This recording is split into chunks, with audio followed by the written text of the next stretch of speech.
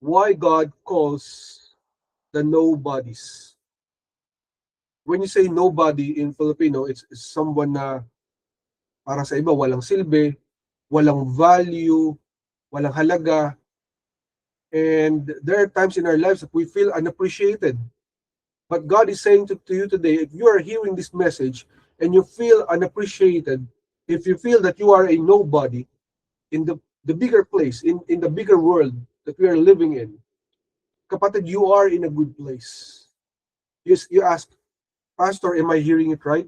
That even if I feel unappreciated, even if I feel rejected, that I am in a good place? Yes, brother, yes, sister, you are hearing it correct tonight, kapatid. Because God has a great promise for you. And throughout biblical history, kapatid, sa buong kasaysayan ng Biblia, God has always made use of unimportant people. So if you are in this category, kapatid, where you believe that you are not getting too much importance from other people, you are unappreciated, probably you are rejected, then in the eyes of the living God, you are important.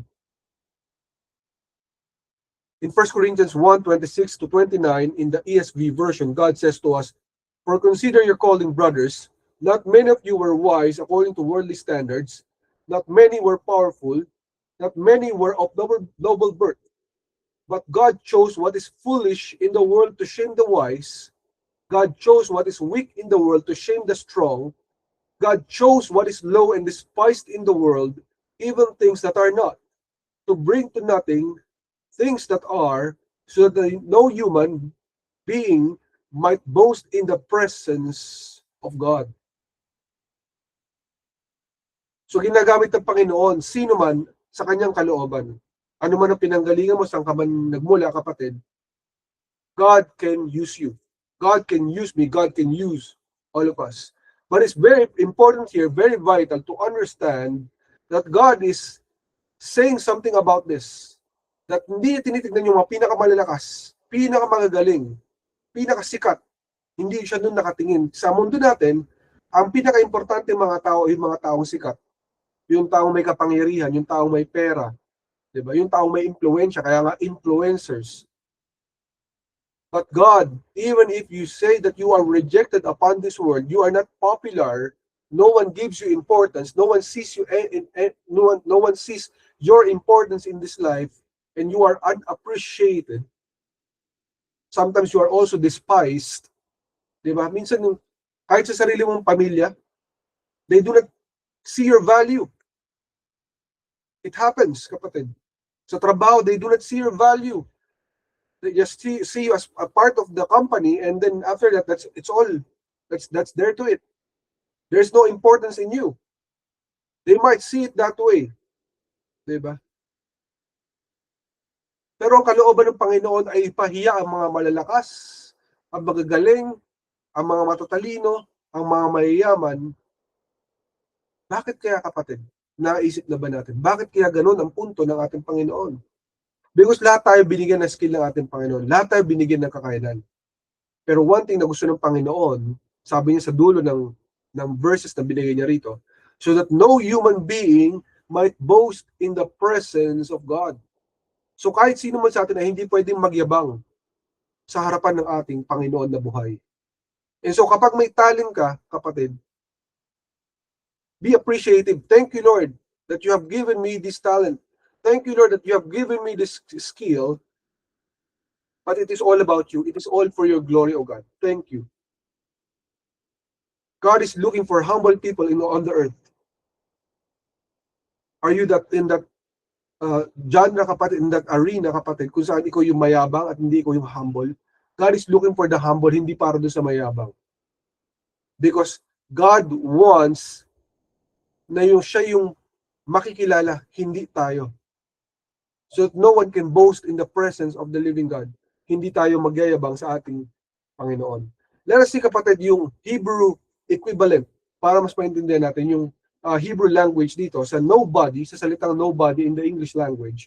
It says F-ekad. That is, it means no one, nobody knows, insignificant or lowly. Kumbaga, walang nakakilala sa'yo, They do not give you any importance because probably you just came from a small place, an unknown place, an unpopular area, and maring hindi ka galing sa isang sikat na school, isang premyado eskwelahan, di ba? So sometimes, you see these things in the world. Even kapag nag-a-apply ka ng trabaho, kapag hindi ka galing sa ganitong universidad, hindi ka galing sa ganitong eskwela, yung mga grades mo hindi ganun katataas, they would not want to consider you. And it happens in life, kapatid. It happens. Yung pangalawa, yung humble. So keywords na binigyan ng Lord dito is nobody and then humble. Humble means anav. That is humble, meek, or lowly. Afflicted, poor in circumstance. So yung nagpapakababa, yun po ang ibig sabihin niya sa Tagalog. Nagpapakababa yung mga humble. Now, why is it that it is important for the Lord, yung mga taong ganito? Why is God giving importance to such people na pwede namang lahat bigyan ng tsansa, di ba? Bakit kaya, kapatid?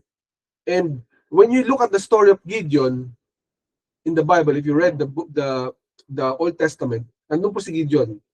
At isa po siya sa mga sumikat na panahon ng Judges kung saan siya po ay pinaka-least, kumbaga sa pinaka-hindi kilalang pamilya, isa sa buong pamilya nila, pinaka-hindi importante.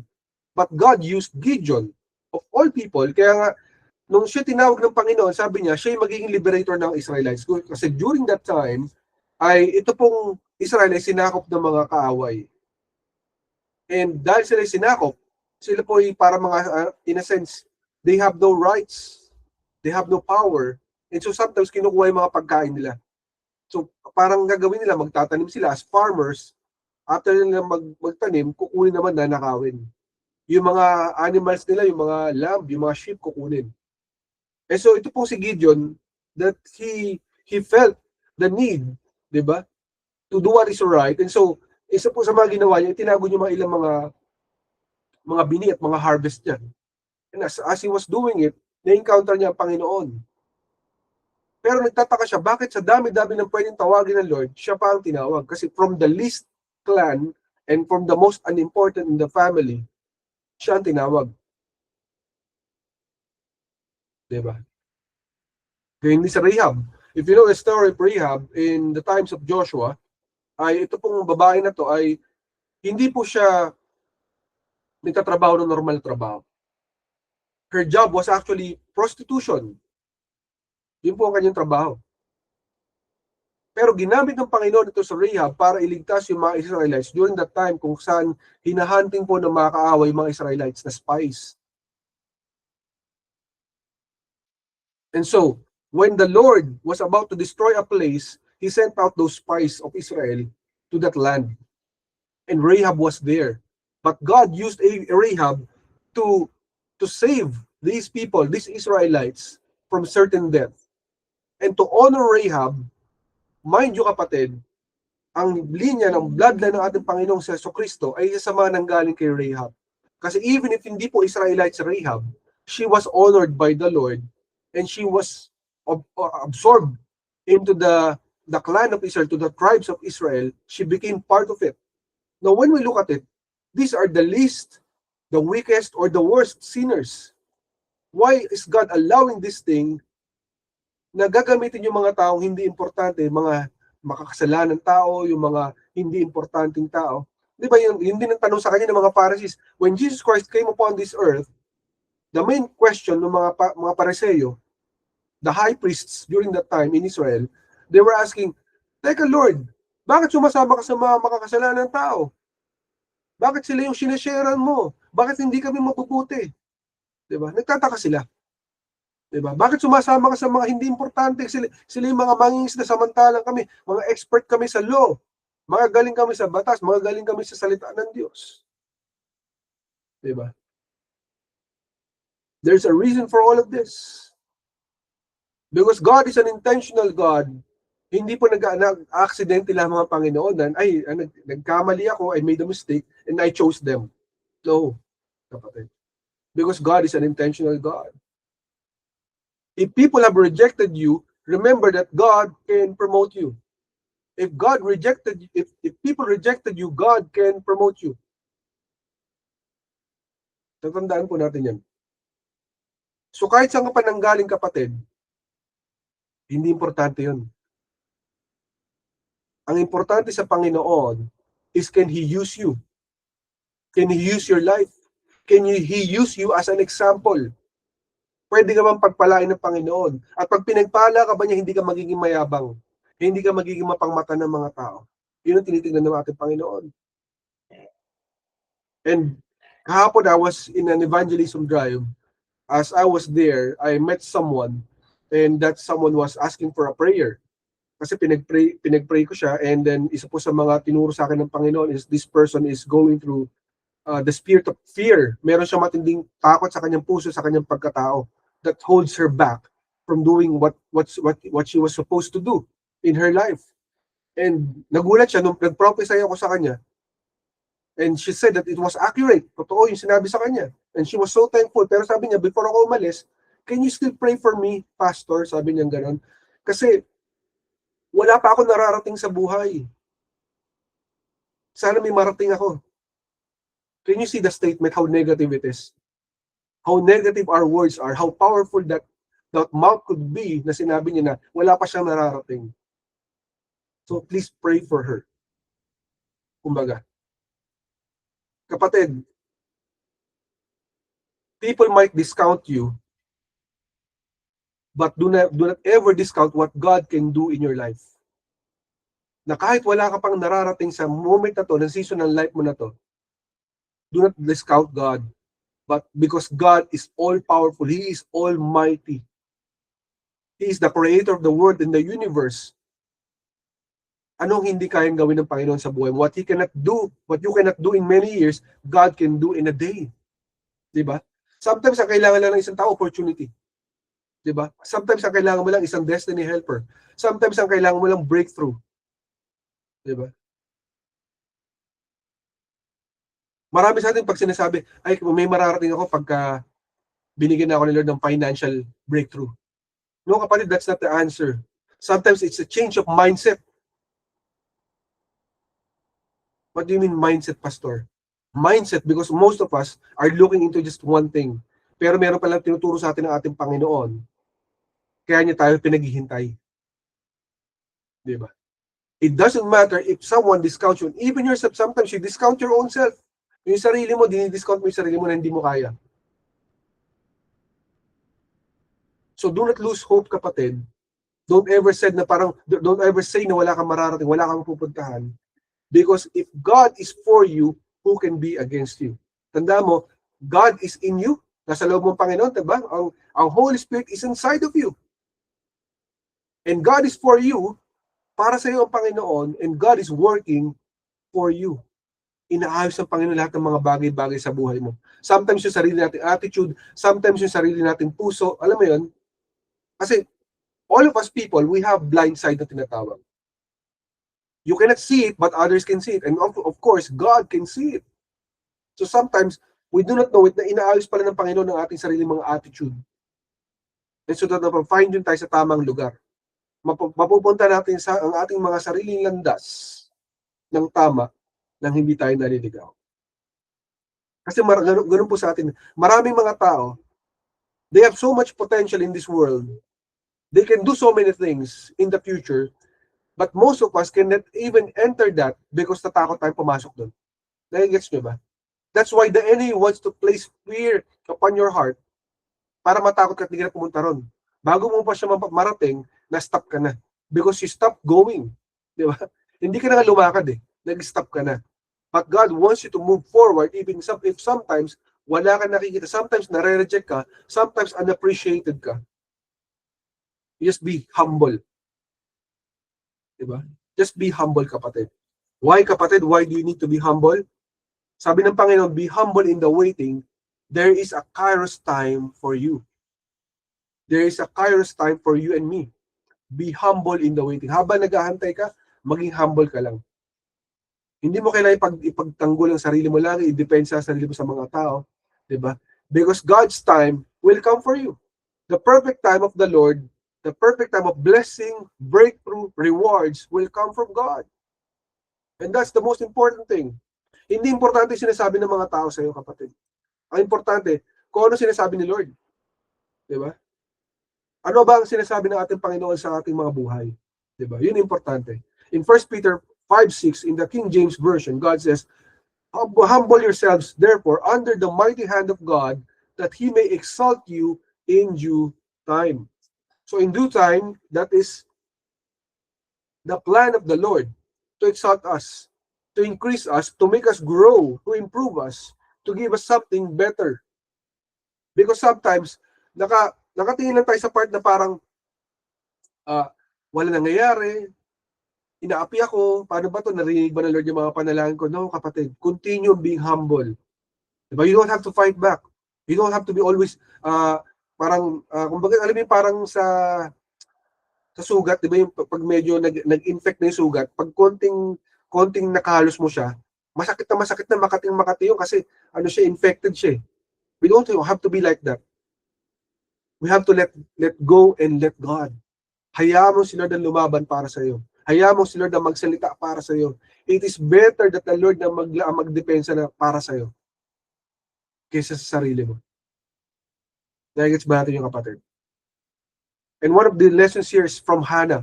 If you know the life of Hannah, isa po siya sa mga sikat na character sa Bible sapagkat siya po ay meron siyang problema yung tinatawag na barrenness.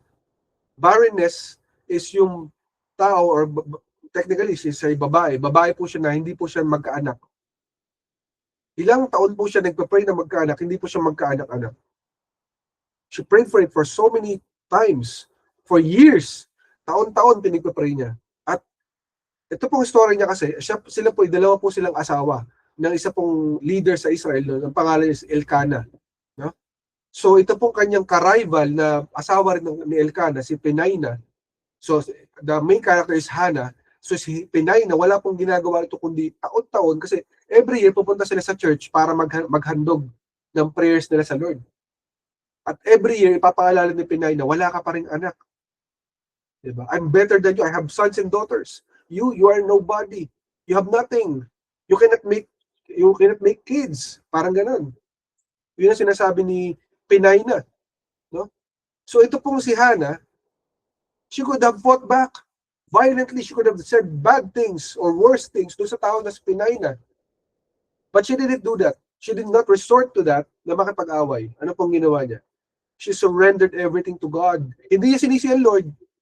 Diba? Kasi may ibang tao sisisihin ng Panginoon. She did not blame God. Instead of being bitter and demanding to God na mag-demand siya sa Panginoon, she surrendered and prayed for an answer. Lord, please answer me. I will dedicate my son to you. Please answer me. So yun dapat natin gawin, kapatid. While waiting, be humble.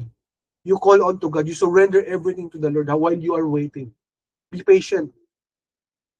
Because your time will come. And that time came from Hannah. Because yung son po na lumabas kay Hannah, one of the greatest leaders of Israel, Samuel, it means God hears. Narinig ng Panginoon ang panalangin ni Hannah through Samuel. So ngayon hindi na pwedeng alipustahin si Hannah ni Penina because yung anak niya, si Samuel, became one of the greatest leaders in Israel. So kapatid, the next time that you feel unappreciated, you feel rejected in this world, be humble. Be humble in the waiting. Your time will come, your Kairos time. Pag sinabing Kairos time, it is God's time.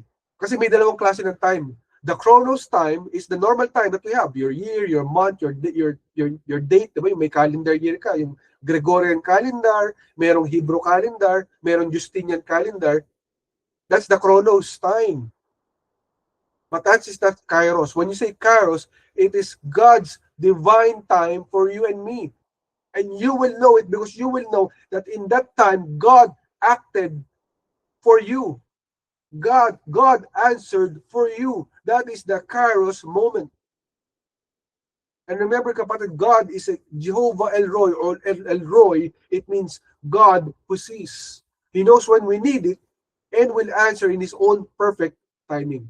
So, ang hinihintay ng Panginoon, yung perfect timing. He has already provided that answer for you and me. May answer na siya.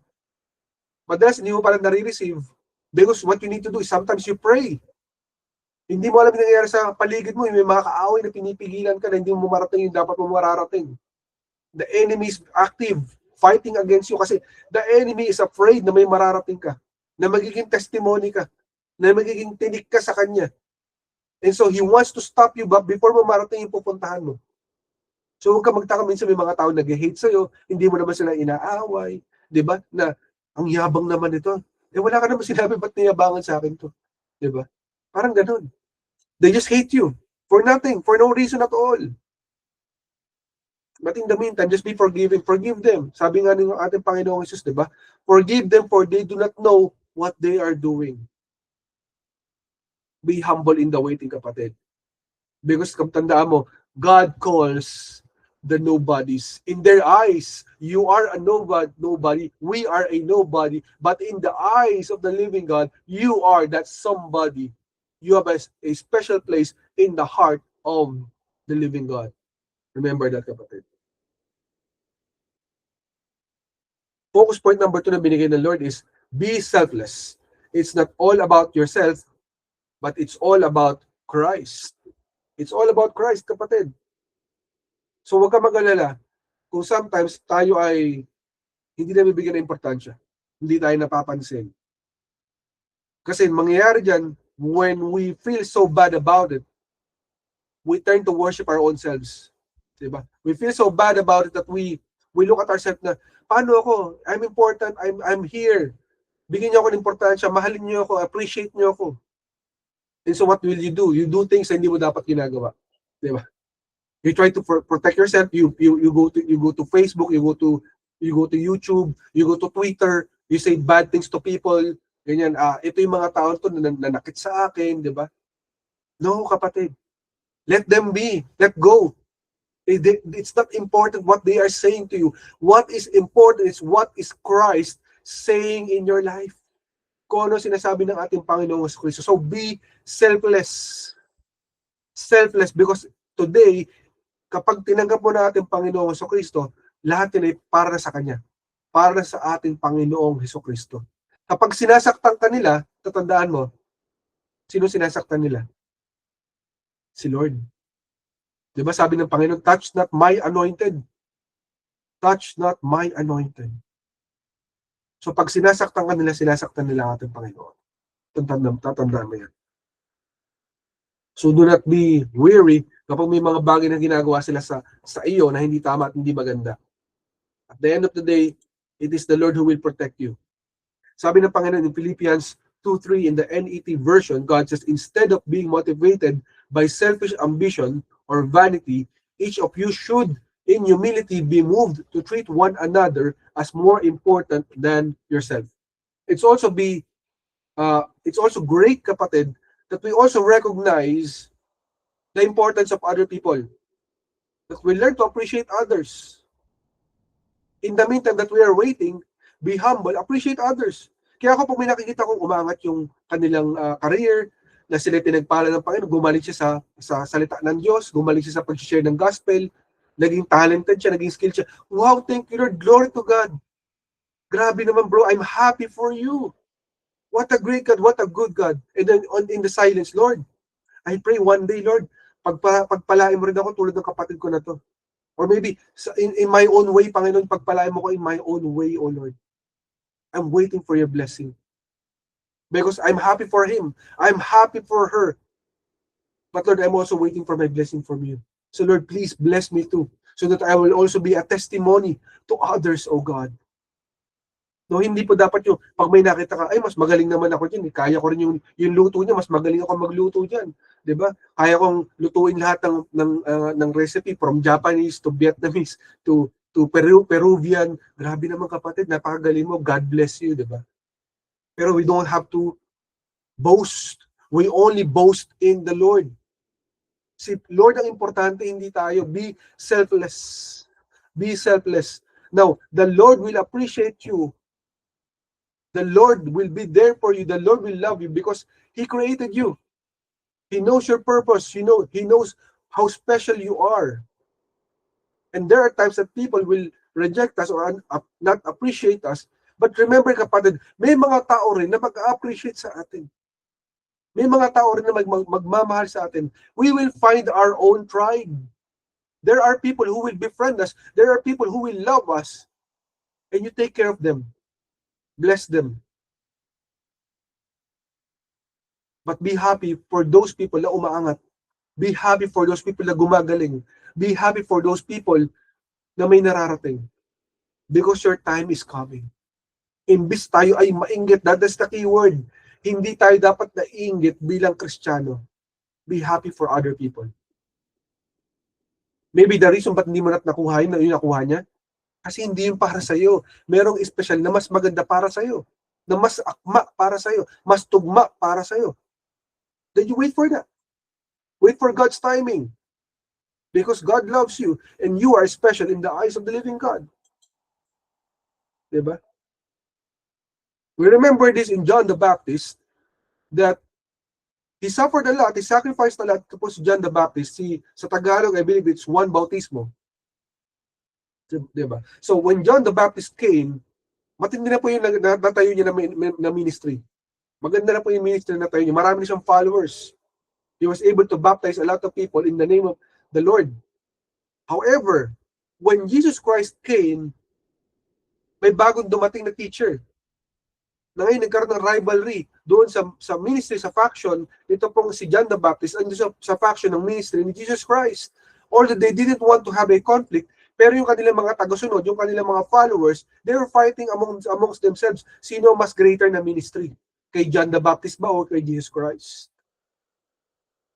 So ito pong si John the Baptist, imbis na mainggit or magalit, ano pong binitawan niya? Sa harapan ng ating Panginoong Jesucristo. Sabi niya, he must become greater and I must become less. Because this is not all about me.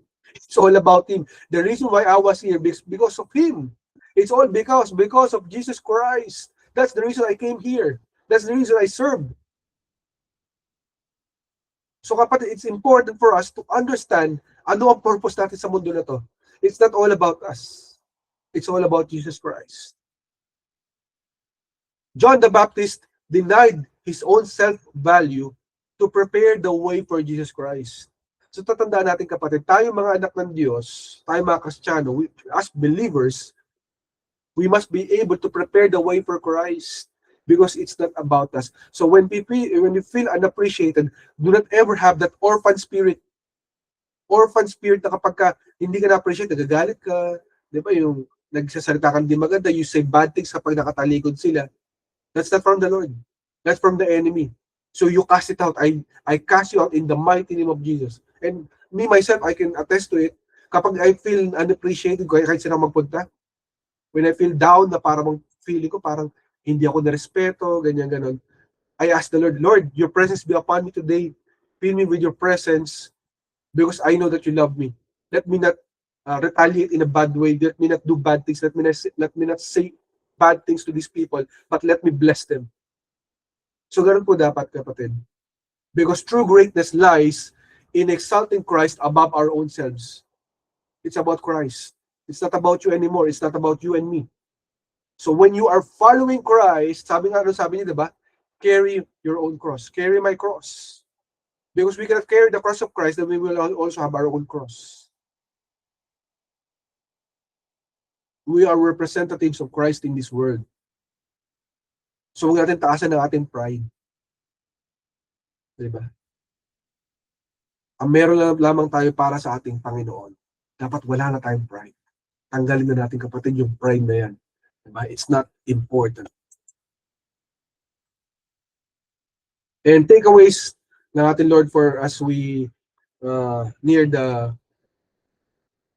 end of our preaching. God says to us that our humility is a measure of our wisdom. Our humility is a measure of our wisdom. E pinapakita nito kapag tayo humble, kung gano'n tayo ka-humble, ay gano'n tayo ka-wise. Do you understand that? Gano'n tayo ka-wise kapag gano'n tayo ka-humble na, kapatid. Kapag hindi ka pa humble, it means that you are not wise. You are not wise. So ask the Lord for more humility. Lord, give me more humility. I need it so that I can be wise. Diba? We appear wiser when we are mature in handling life situations in humility. Na hindi ka na dapat impulsive. Diba yung galit na galit ka kung ano-anong nagagawa mo, kung ano-anong nasasabi mo. Not emotional, but wise and meek. Ito ang hinahanap ng Panginoon. Dapat yung mapagpakumbaba ka. Na kahit hindi ka napansin, okay lang. God bless them. Hindi importante nakaupo ka sa pinakaharapan nung gawain, nung event. Kahit nasa pinakalikod ka, ang importante nakapunta ka. Diba? Maya mo na kung di ka nalang napansin. Basta pumunta ka ron at nagawa mo yung purpose mo, nagawa mo yung mission mo, okay na yun, kapatid. God bless them. Diba? The Lord searches for the humble on the earth. Yan. Kung merong hinahanap ng Panginoon, ito po yung hinahanap ng Panginoon, yung mga hinahunting ng Lord. Diba? Para i-bless niya, para pagpalain niya. Ito yung mga humble na tao. You want God to look for you, kapatid? Then humility is your key. Dapat maging humble ka. Yan ang susi sa buhay, maging humble. Divine rewards await the humble in the spirit. So pagpapalain ng Panginoon, may mga great rewards na nakaabang, na nakaantabay sa mga taong humble sa harapan ng ating Panginoon. So even if you are a nobody in the eyes of people, it doesn't matter. It doesn't matter, kapatid. What matters is what is God saying about you, about me, about all of us. Diba? That's the most important thing because God has a great reward for you. Are you ready, kapatid? Are you ready for God's divine rewards in your life? Then be humble. Being humble means having a rewarding life. If you can write this, please write it down. Being humble means having or living a rewarding life. Diba?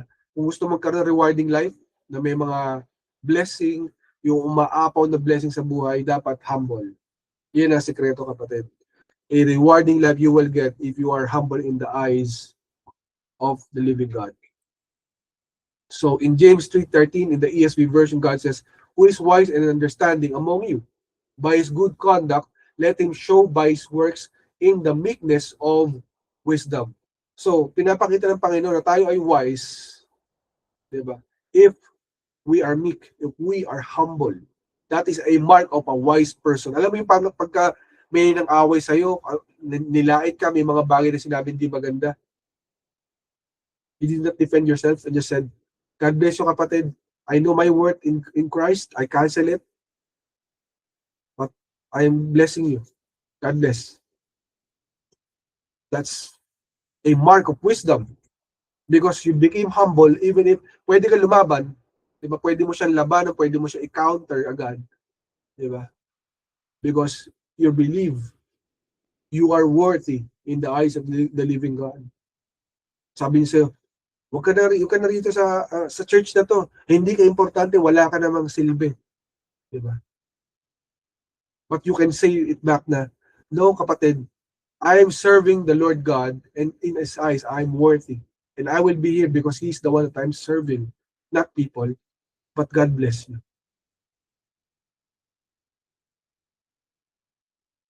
We can respond in many, many ways.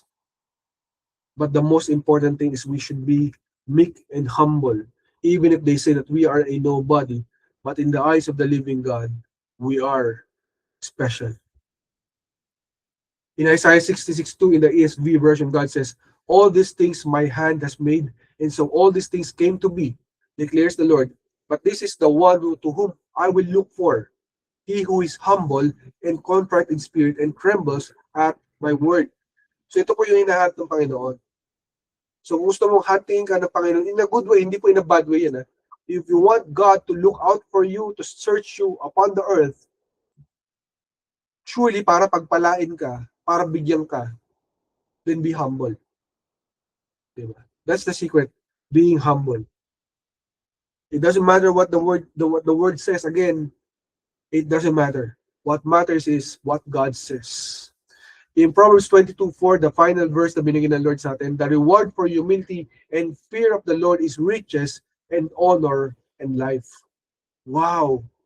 What a great God that we have.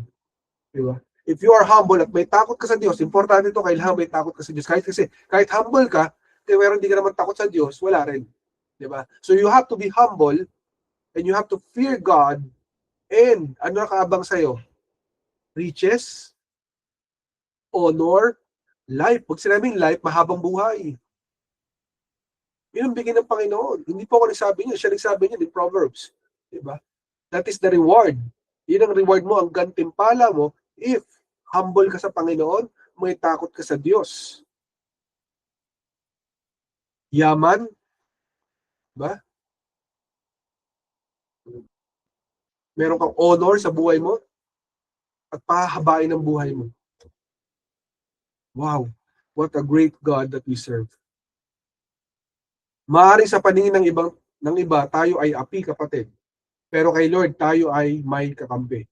Sa pagpapakumbaba, tayo ay siguradong may pagpapala. So kapatid, the secret is kailangan tayo matutong magpakumbaba. Sometimes we are not appreciated, it doesn't matter. Sometimes they think that we are a nobody, it doesn't matter, kapatid. Remember that the Lord Jesus Christ is the King of Kings and the Lord of Lords, kapatid. And we are heirs, tagapagmana tayo. Since you are a son or a daughter of God in His kingdom, and He is the King of Kings and the Lord of Lords, then kapatid, even if nobody tayo sa paningin ng ibang tao, it doesn't matter. Because our mighty God who loves us is our great rewarder. One day, kapatid, you will get the reward from the living God. And that's the most important thing. Hindi lamang gusto ng Panginoon na tayo bigyan ng magandang future at magandang pag-asa sa buhay. Diba? Ng pag-asa, hindi lamang yun. But He wants for us to live a life of victory. Tandaan mo, God is living in you. Diba? Holy Spirit lives in you. When you have Christ in your life, then the Holy Spirit lives in your life. Then it means that God wants you to live a life of victory. Gusto niya magtagumpay ka sa buhay. Gusto niya may mapuntahan ka na maganda at mabuti. Yun ang plano ng Panginoon para sa iyo. Hindi lamang great hope, great future, but victorious life in the name of Jesus Christ. Yun ang bigay niya sa iyo. Victory over sickness, victory over finances, victory over your family. In all the facets of your life, God intends that you will have victory.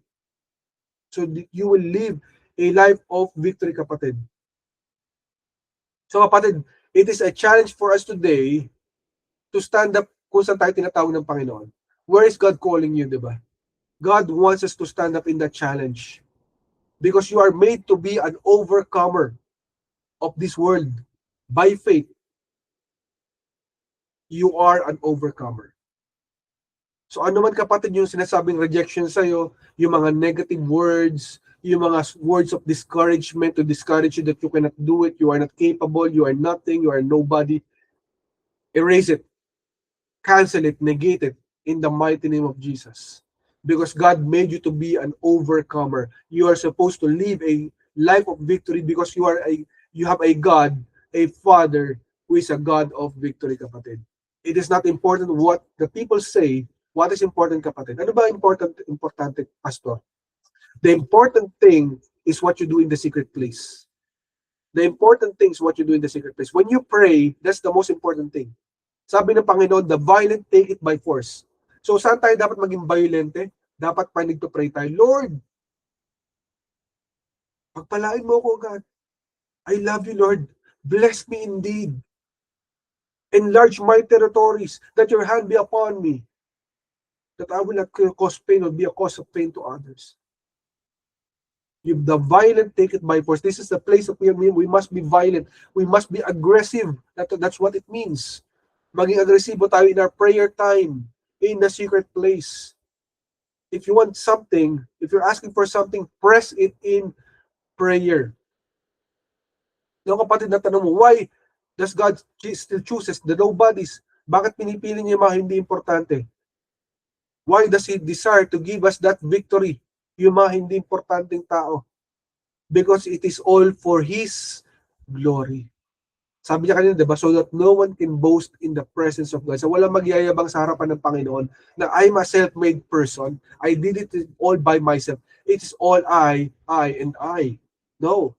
It's all about God. It is for His glory. That's the secret, kapatid. Our life story will be for God's glory. So kapatid, if you are rejected, if you are unappreciated,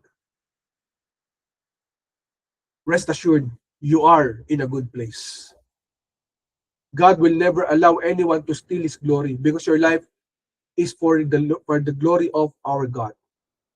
So pagpapalain ka ng ating Panginoon. Now, you ask yourself, paano ba maging humble? Ang hirap ang maging humble, Pastor. Para hindi ko kaya maging humble. Do you remember Christ? Do you remember Jesus? He gave His life for you and me to save us. He humbled Himself to be a man, a suffering man, all for all of us because He loved us. So kung binigay niya yung buhay niya para sa atin na makasalanang tao, hindi importanteng tao, it only meant one thing. You are important in the heart of Jesus Christ.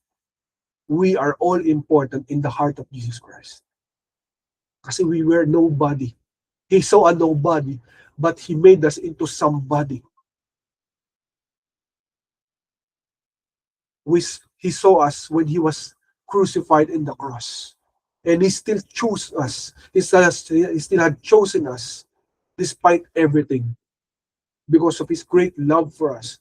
In His eyes, we are not nobodies, but we are somebody in His heart. We are important. We are special. You are special. So the next time na may mag-reject sa'yo, may hindi mag-appreciate sa'yo, it's all okay. It doesn't matter what they say. What matters is what God says.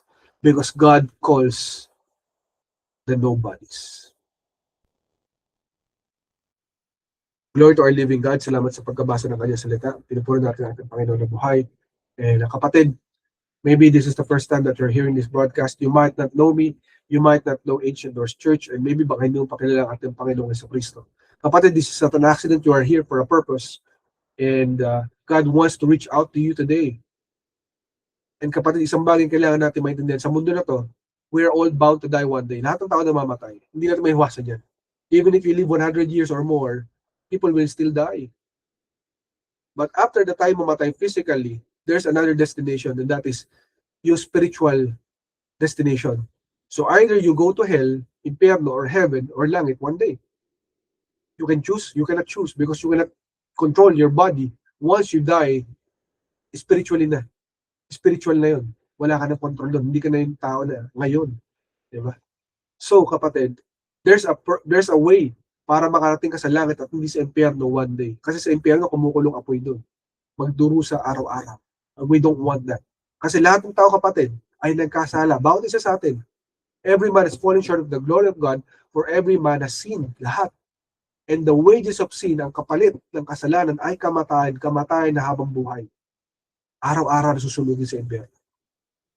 We don't want that. But glory to God, because we have a Savior. That is Jesus Christ. He gave His life for all of us as the ultimate sacrifice bilang kabayaran. Para hindi na tayo pupunta sa impyerno kundi sa langit balang araw. He gave His life. An innocent man. God became man for all of us. He saved us through the cross. 2,000 years ago, binigay niya ang buhay niya. What we need to do, what we all need to do, is accept Him as Lord, God, and Savior, repent of our sins, tanggapin siya ng buong puso, isip at kaluluwa, and accept His death on the cross as our salvation. If you receive Him today in your life, then you will go to heaven one day. You will be assured that you will have that heaven insurance. If you want to receive that in your life today, I ask you, kapatid, samahan mo ko manalangin. And pray this with all your heart in your prayer. Receive Him as your Lord, and you can go to heaven one day. Let us pray. Jesus, tinatanggap kita sa aking buhay. Tinatanggap kita sa aking buhay. Ikaw na aking Panginoon, Ikaw na ang aking Panginoon. Diyos at tagapagligtas. Diyos at tagapagligtas. Patawad Patawad sa lahat-lahat sa lahat-lahat na aking mga kasalanan. ng aking mga kasalanan. Baguhan mo ako Baguhin mo ako sa pamamagitan sa pamamagitan ng Espiritu Santo. ng Espiritu Santo. Salamat, Jesus. Salamat, Jesus. Ibinigay mo ang buhay mo Ibinigay mo ang buhay mo sa krus ng Kalbaryo sa krus ng Kalbaryo at nabuhay muli at nabuhay mo pagkatapos ng 3 araw. pagkatapos ng 3 araw. Tinatanggap kita. Tinatanggap kita. Ikaw ang aking buhay. Ikaw ang aking buhay. Ikaw ang aking lakas. Ikaw ang aking lakas. Ikaw ang aking lahat. Ikaw ang aking. Ito ang aking panalangin Ito ang aking panalangin sa pangalan ni Jesus. sa pangalan ni Jesus. Amen. Amen at amen. Amen. Amen. Kapatid, if you prayed that prayer, congratulations to you. God loves you more than you can ever imagine, and God wants to work in your life. Because when you accept Jesus Christ, it's not the end of it. He wants to have a relationship with you, and He wants you that you would know Him more in your life. So I urge you, kapatid, if you want to know more about Jesus Christ, samahan mo kami sa social media platforms ng Ancient Doors Church, and we will be more than glad to help you out. Congratulations to you.